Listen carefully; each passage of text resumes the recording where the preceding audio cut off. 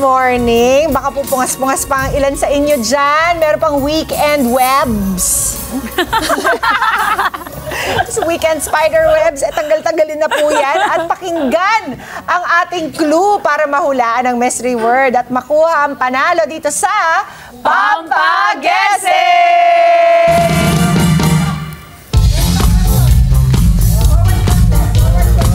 Naalala ko tuloy si Mama PC Wedge. Favorite niya to. Nasa ESPN kanina. Hi, Wedge! We miss ya! Kamusta na? Oh, ayan, meron nakahilera na. Ang mga kada-squad natin magpapatunay. Nagising na daw sila ngayong Lunes. Let's meet them, guys. Umpisahan natin kay Janzo. Hello, Janzo. good morning, Ilang taon na si Janzo? 21 po. Uy, batang-bata pa. Student. Opo, student. Anong course? BSIT po. IT.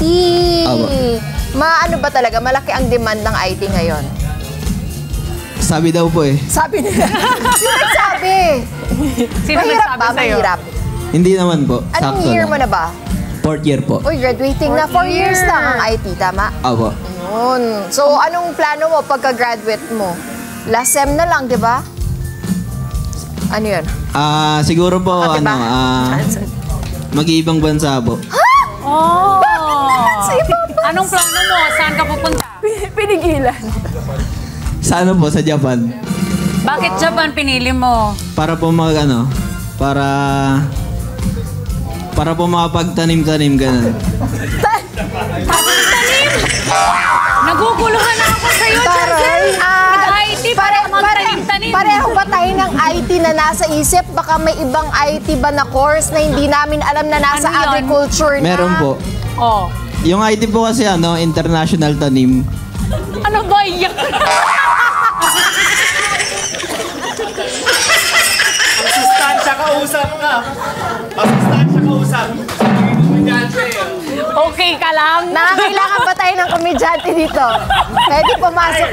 Bakit? Hired na. Alam mo, amiga, may mali din naman tayo. Hindi tayo nagtanong kung ano ba yung IT eh. Oo. Iba kasi yung alam natin. International tanim para. Anyway, kung magtatanim ka man sa Japan, huwag mo kakalimutan magpadala dito sa Pilipinas, lalo na yung strawberry. Ang sarap doon. Yes po.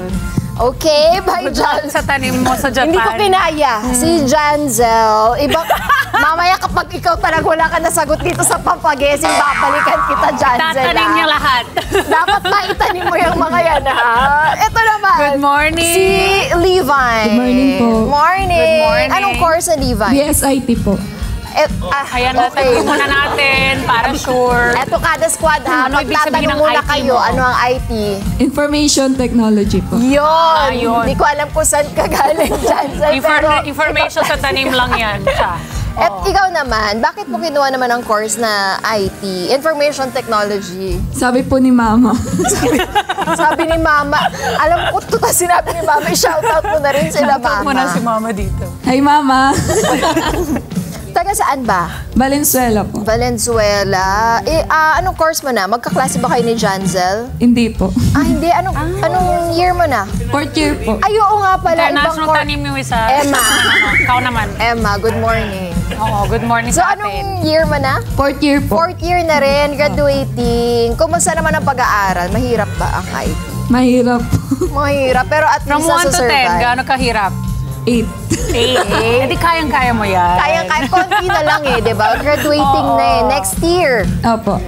Thank Ikaw you ba? so much. Wait, may sorry, love sorry. life ka na ba? Wala po. Ayun na nga. Levi meet Janzel, ang magpapasaya ng May magaling magtanim dito. As in, kahit sa abroad, kaya na magtanim. Oo. Hindi tayo magugutom. Baka gusto mo makilala. Tawa lang. Ano lang siya, speechless. Speechless. Mamaya. Thank you, Levi. Thank you po. Dito naman tayo kay Ion. Hi, Ion. May ka ba, Ion? Yes po. Ion, bati ka muna sa kada squad natin. Hello po, good morning. Taga saan si Ion? Quezon City po. Bakit Ay, tinatawa layo mo. kasama? Quezon Kaya po City. Layo mo, ah. Ayaw mo sobra. Sa UU lang po din. Doon lang po sa sobrang lapit nun. Sobra lapit. Ikaw ay nag-aaral pa. Opo, nag-aaral po. Anong course? BSIT po. Anong IT yan? Information technology po. Magpalala. Ano ba yung plano mo? Mag-abroad ka rin? Dito lang po muna sa Pinas po. Dito lang? Opo. Oo. Ano ba yung Baka ano? po umiyak yung mga magulang. Ay, kamusta yung mga magulang mo? Greet mo nga I-shout sila. out mo na So sila. pa. Ilan na kayo magkakapatid yun? Dalawa lang po kami. Dalawa. Ikaw ay? Bunso po. Kapag bunso ba, spoiled talaga? Ay, hindi po. Ay, hindi. Binubugbog po. Uy! Hindi, joke lang po. Pigilan mo. Joke lang po. Yun, Pagmamahal po. Tama po pagmamahal. Totoo naman. Kasi di ba pag bunso talaga, love na love yan ng mga magulang. Pero Actually, pag lahat bunso, naman. di ba? Like ako yung pinakamatanda sa amin. So Oo. yung bunso namin, medyo may pagka-spoiled. Ikaw ba ganon? Alam Hindi nyo sinasabi nyo yan, pero lagi nyo naman kasing inuutusan yung mga bunso. Bakit na-affected ka? Hindi po. Oy. Bunso Ibig sabihin, totoo? Bunso. Hindi kasi inuutusan nyo naman palagi. Hindi, alam mo so, kung bakit. bayad na yun sa amin. Sabi nga nila, sa unang baby or sa unang, di ba, yun yung experience talaga ng parents. Doon sila binuhos lahat ng, yung mga experiences na, di ba? So, yung galit, lahat, yan, nasa kanila. Pagdating sa bunso, sige na nga, ganyan. Ay, ubos na yung Ubus galit. na yung lahat ng Pero mga lahat inis. naman yan, pantay-pantay ang Ganon pagmamahal. Di ba, Iyon? Opo, pantay-pantay naman. Oo, yun naman talaga yung mahalaga. Opo. Yun. Yon. Good luck, ha? Iyon na yun.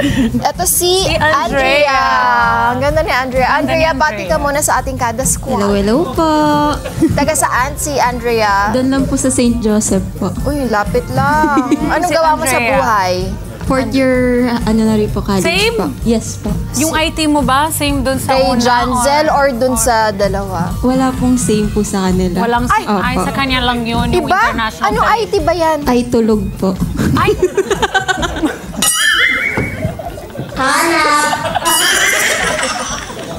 Ang dami nilang bawon today, ah. Mamaya kayo Wait sa akin. lang. Pag gumana na yung brain cells ko, Hindi na- mag-iisip ako Hindi nila. na kami pinrepare for this. Okay, nagsabi ha. Pero kumusta naman ang life, Andrea? May love life na ba? Wala po eh. Pero may crush ka na. Wala rin po. Wala. What about yung mga crush, like, yung mga crush sa showbiz, ganyan? Meron. Wala rin po. Oy, wala kang nagagwapuhan dyan sa mga nakikita natin. Wala po. Minsan lang po ako manood po ng TV. Eh si Janzel ba? Gwapo Janzel po. ba? Kay Lebay na po yun. Ay, ikaw naman kasi pinartner mo na kay Levi. Kaya nga eh. Hindi pa naman. Pwede ka pa. Pero eto, I'll fix pwede it. ka manalo I mamaya will fix kapag it. nasagot mo ng 3 tama itong pampaguessing. Kaya galingan Galingan mo, mo. Andrea. Sige po, thank you po. Lumayo sila sa atin, ganyan. Siguro natakot na. Feeling ko Hindi. dahil sa joke ni Andrea. Sige, Andrea, good luck. See you Sabi nga, later. ayaw namin Baka merong- halubilo dyan. Baka may meron kang something. IT dyan, Mama Pia. Hindi kami friends. Baka meron kang IT dyan. Kakaibang Iba yung mga IT yung mga IT. nandito. International, Tanim. Tanim. Tsaka ay tulog. Oo. O, dyan, kaya, yung mga wittiness ninyo, ilagay nyo dito. Dahil ang una makakapagbigay ng 3 tamang sagot, ang tatanghaling winner at makakatanggap ng Splash Island Day Pass ngayong araw. Kaya kung ready na kayo kag Kada Squad, eto na ang Pampagesing. Pampagesing number 1 is Tagalog. 7 letra po ito. Ito'y nakakatusok. Nakakatusok! Ouch! Pwedeng gawa sa plastic, kahoy, stainless steel. Ito'y gamit kapag kumakain. Janzel. Ano po, tinidor? Tinidor, kapartner ng kutsara. Buti pang kutsara, may kapartner. Sabi ni Jancel. Tinidor is correct. 1 point for you. Ang pinakamalaking tinidor sa buong mundo ay may taas na 35 feet. You know, at bigat na 11,000 kilograms. Ang world's largest fort na itinayo noong 1990s ay matatagpuan sa Springfield, USA. Grabe naman yan. Ang laki ng tinidor. Ay, IT din yun. Ay, tinidor. Oo nga. Nasaan yung kutsara? Parang yung tanim ni Janzel with the tinidor. Nasaan kayong kutsarang ka-partner ni tinidor na to? No? Waiting. Okay, Janzel, 1 point for you. 2 more at panalo ka na. Ito na ang pampaguessing number 2. Ito naman ay Tagalog. 5 letra po ito. Ito ay isang hayop. Makikita sa dagat. Madalas ay favorite na kainin with social, garlic at butter. Ay, ang sarap niya. Ang masarap yan. Kami suka lang, okay na. Andrea? Hipon po. Hipon! Sounds like ipon. Kapampangan yun, Mama. Oo nga. That's Kapampangan for hipon. Yes. Oo. Hipon is correct. 1 point for Andrea. Nice one, job. girl. Ang may hawak ng world record sa pinakamaraming hipon na nakain ay ang kada nating si Jeff Esper. Ayan siya, oh. Namumula na nga siya sa dami ng hipon na kinain niya. 7.57 kilograms. Oh. Grabe. 7.57 kilos na hipon sa isang shrimp eating competition ang kanya nakain noong 2023. Ito ang ikalawang pagkakataon na napanalunan ni Jeff Esper ang titulo, kung saan tinalo niya ang dating 8-time champion na si Joey Chestnut. Ito na ang papaguessing word number 3. Tignan nga natin, magaling ba kayo sa English?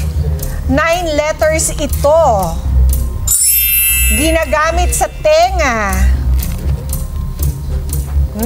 Yes? Oh, wala pa. Ano lang. Ang hinahanap natin, Janzel, go. Headphones. Grabe siya. Ginagamit sa tenga, singular form. Ito ay ginagamit upang magpatugtog ng music. Headphone is correct. Galing ni Janzel, oh. Ginawa niya talagang singular form. Ang first modern headphone na ginawa ng inventor nitong si Nathaniel Baldwin by hand ay ginawa lang niya sa kanyang kusina. Oh, kusina. Ang modern headphone naman na may dalawang earpiece with a headband ay binenta ni Nathaniel Baldwin sa Navy bilang bahagi ng radio equipment. 2 points for Janzel! 1 point na lang, ikaw na ang may day pass para sa Splash Island. Next, eto na ang papaguessing word natin, number 4. English pa rin. 5 letters ito. Ito po ay hayop. Madalas nakikita sa dagat. Sino una? Shark Andrea. po. Shark. Shark is wrong. Sorry. Walang buto. Main ingredient sa Pinoy street food, which also means na calamares. Iyon. Iyon. Squid po. Squid is correct. Galing. Magaling pala sa street food si Iyon. Ang squid ink or cephalopod ink ay maitim na tinta produced by squids as their defense mechanism, helping them escape predators by obscuring their view. Ang main compound ng squid ink ay melanin, which also occurs in humans and determines the skin color at masarap sa adobong puset. Ang sarap na adobong pusit tuloy. Diba? Paano nyo yun gawin sa sa Pampanga? Maraming sauce. Kinabahan ako sa tanong kasi hindi ako Ay, hindi. kumakain. Ano yung tsura? No. Okay. Hindi ako marunong ano siya, parang adobong pusit talaga. The usual masabaw? dito, masabaw. Masabaw oo. sa inyo. Kaya ang sarap niya kapag may kanin talaga, hindi siya masarap papakin. Dapat may kanin kasi kanin. pupunuin mo ng sabaw yung kanin. Masarap yun kapag may maraming ginger para walang langsa. Oo. Diba? Sarap naman. O ano na? Ano na yung scoreboard natin? Janzel? 2. Iyon, 1. At Andrea, 1. Levi. Si Levi na lang ang ating hinahantay. Sa ating scoreboard, ito na ang papaguessing word number 5. English, 7 letters po ito. Ito po'y isang bagay. Paboritong hobby ng mga Pinoy. Ginagamitan ng kuryente at mikropono. Madalas kaya gamitin Favorite ni ni Emma Emma yan. ito. Pero madalas gamitin kapag may okasyon o selebrasyon. Kapag nagtitipon-tipon ng pamilya, eto Andrea. na ang favorite. Joke lang po. Wala. Joke lang po. Mali mo pala nasa isip ko. Levine. Levine. Video okay po. Video okay is wrong. Yes, Iyon. Karaoke po. Karaoke is correct. Sabi ni Levine, Sayang. motor na yung sa amin. May video na. Bago nagka-video okay, karaoke muna. Alam niyo ba mga kada, ang record para sa longest karaoke session ay hawak ng China sa oras na 456 hours, 2 minutes and 5 seconds, nakatumbas ng 19 days. Grabe na. Kung saan 6,281 karaoke songs ang kinanta. Kaya mo yan, Kev? Anong boses na lang meron doon? Ilang beses kaya kinanta yung My Way? Kawawa naman yung kapitbahay nitong mamang to. 19 days. Diba? Habang ang Italiano si Leonardo Polverelli naman ang record holder para sa longest marathon karaoke kung saan kumanta siya ng 1,295 songs for 4 straight days. Grabe. 4 straight days, walang kapaguran. Ako okay lang. Ang Emma. inaalala ko lang talaga yung mga nakakarinig. Kung kakayanin nila. Ako kasi kaya ko naman yung mga nakakarinig lang. Gamitan mo yan ng pampaguessing word number 5. 4. Ay, ano na ba? Iba to 3. Thank you, Christian. Basta mag-headphone ka. Sila, mama. Hindi, ikaw na lang. Para ikaw lang nakakarinig. Pero remember, practice makes it perfect. correct. Ituloy mo But yan, nobody's Emma, why not? perfect, so why practice? Uy, ang dami nang nakakapunto. Correct. Medyo waiting. Wait, naka-abangers na si Janzel at saka si Ion. At humahabol naman si Andrea. Muntik si Levine, no? Video kay lang sinabi niya. Sayang. Very, Okay. very light. Baka dito. Baka dito na, sa pampaguessing word number 6. Tagalog. 2 words ito. 17 letters. Wow. Pangalan ng lalaki. Sumulat ng Florante at Laura. Tinaguri ang ama ng Francisco Baltazar.